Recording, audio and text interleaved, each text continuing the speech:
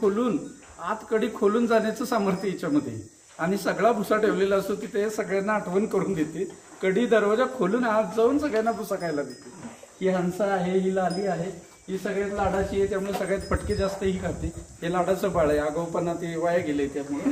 ही परी आहे, तो शिव आहे, ही नंदिनी आहे, रादर ती राजनंदिनी आहे. ही गंगा आहे, ही पार्वती आहे, ही पिंकी आहे, तिची ही लेक श्याम आहे. तिच्या पुढं ती विठाई आहे.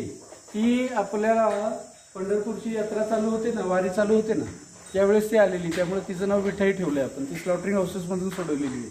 त्याच्यानंतर तो नंदू आहे, जो बुल आहे गिरचा, तो नंदू आहे. त्याच्यानंतर ती छोटी आहे, ती ह्या राजनंदिनीची मुलगी म्हणून तिला नंदिनी ठेवलंय. त्याच्या बाजूला तो आहे, तो नंदू शेठ आहे. तो बॉम्बे रेस्टॉरंटला त्याचा चौकात अपघात झालेला आणि पोलिसांनी फोन करून मग आम्ही त्याचं भर चौकात ऑपरेशन करून त्याला सोडवलेला. जवळपास 1.5-2 तास भर पावसात आम्ही भर रस्त्यात त्याचं ऑपरेशन करून त्याला वाचवलंय आणि आज तो मस्त छान बुल तयार होतोय. आणि ही आमची छोटीशी छुटकी आहे. आणि ही जी सगळ्यात खिलार जी पहिली आलेली आहे तिचं नाव ठेवायचं आहे. तर जो आता ह्या गाईला दत्तक घेईल, आपल्या दत्तक योजनेत वर्षाला 36,000 रुपये एका गाईला दत्तक योजना आहे, त्याच्या माध्यमातून त्या गाईचं नाव ठेवायचं आम्ही ठरवलेलं आहे. तर पहिली गाय दत्तक जी जाणार आहे ती हीच जाणार आहे. तिचं ऑलरेडी एकाने दत्तक घेण्यासाठी कबुली दिलेली आहे की ह्या गाईचा चाऱ्याचा वर्षभराचा लागणारा जो 36,000 रुपये ढोबळमानाने खर्च होतोय तो आमच्या कंपनीच्या माध्यमातून, कुटुंबाच्या माध्यमातून आम्ही भागवू. म्हणजे मी सातारकरांना काय नम्र विनंती करेन किंवा आव्हान करेन की या गोशाळेतल्या ज्या गायी आहेत त्या बेसिकली स्लॉटरिंग हाऊसेसमधून सोडवलेल्या आहेत. यातली कुठलीही गायी दुधारू नाही.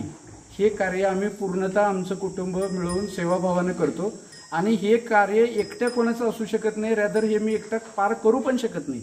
जर तुम्ही सगळ्यांनी मला जर मदत करायचं ठरवलं तर हे काम आपल्याला पुढं नेता येईल.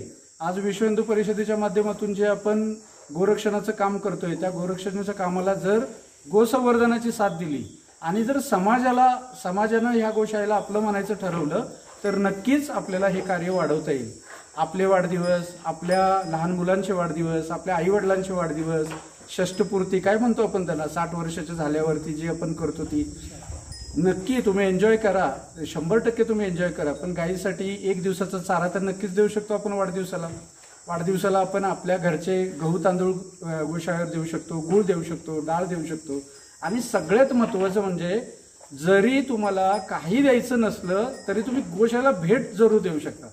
आमचं काय काम चाललंय हे ज्या दिवशी तुम्हाला कळेल त्या दिवशी तुम्ही सगळे गोप्रेमी किंवा हिंदू निष्ठ जे धर्मप्रेमी आहेत ते आम्हाला नक्कीच जोडले जाल.